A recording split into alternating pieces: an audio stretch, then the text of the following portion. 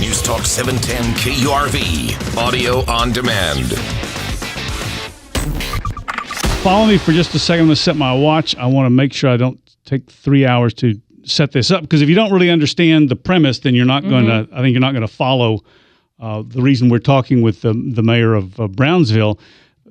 If you want to get federal or state money to build, to improve highways, roadways, pretty much that a lot of that is going to go through what they call the Metropolitan Planning Organization, MPO. There's 3 Metropolitan Planning Organizations. You got to get them to approve it, as I understand this, or the feds are just not going to look at it. So this is a very important panel, and we like those transportation dollars because we have a growing need for that.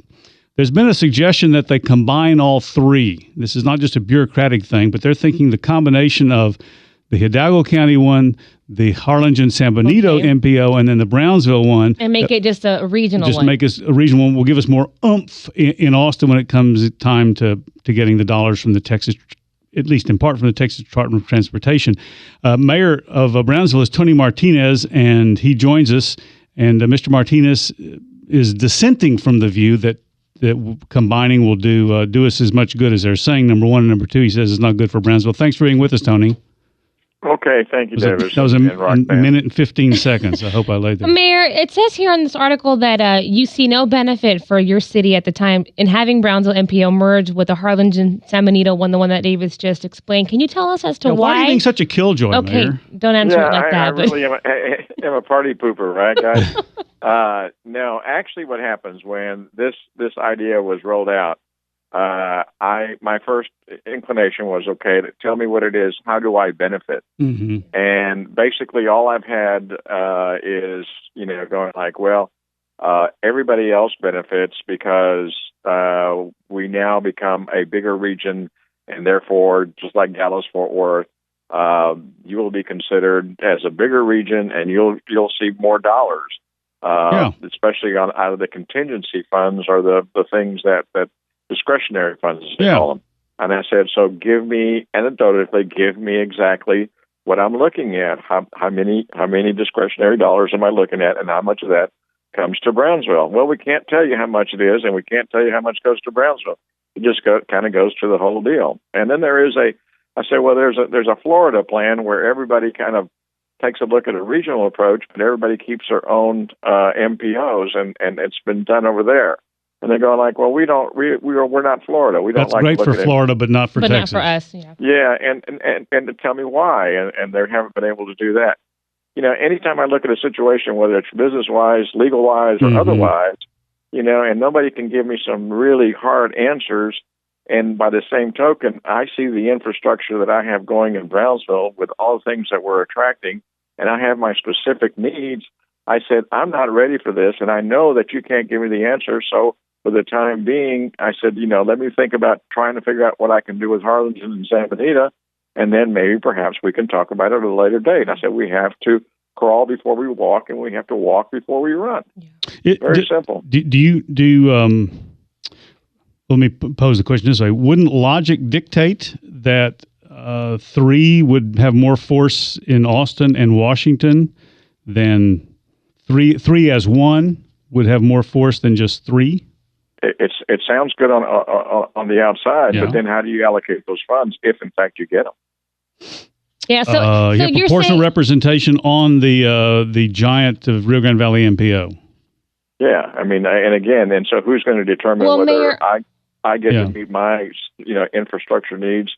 Whereas right now, quite frankly, I'm doing quite well.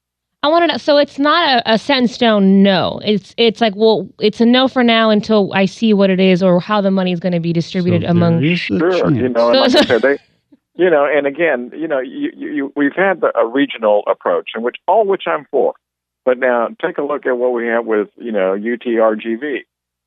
At first, I think it's all great, and I think it's going to work great. But right now, we're still having quite a struggle as to some of where those facilities are being done and made, and it's been quite a struggle. I mean, but it doesn't mean that we don't like the struggle. It just means that experience teaches us a little thing, and if we're not learning from history, then we're not learning.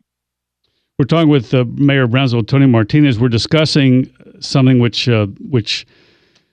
the staffs are looking at, and some elected people, which is combining the three offices which plan roadways in the Rio Grande Valley, combining them into one, the thinking being that we'll get more goodies out of Washington and Austin. And Mayor Martinez says, we're not so sure about that. Plus, Brownsville on its own is doing pretty good, he says.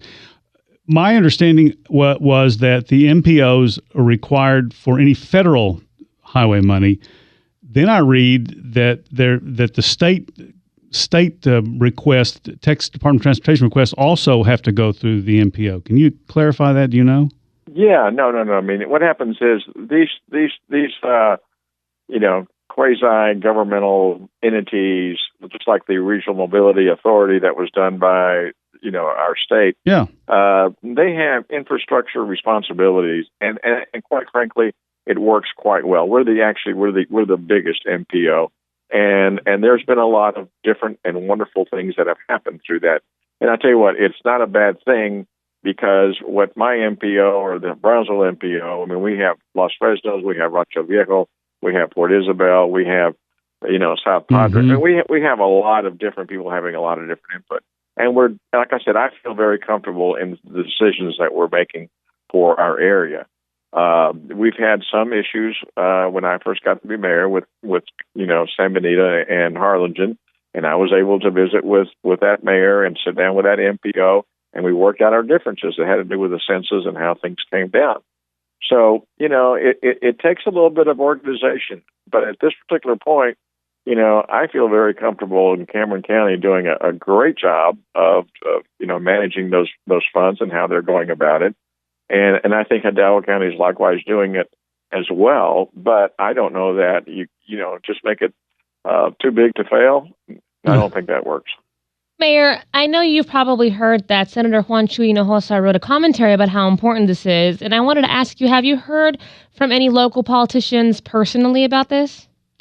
No. I mean, again, if I'm happy to have that conversation. I've known Chuy forever.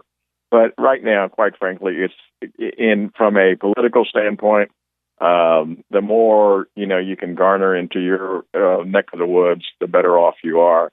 And quite frankly, Brownsville needs to have a voice of its own, and we're doing quite well and have a lot of things going for us, which bears sitting back and taking a really close, educated, economical, strategical outlook on this, as opposed to just commentaries from elected officials.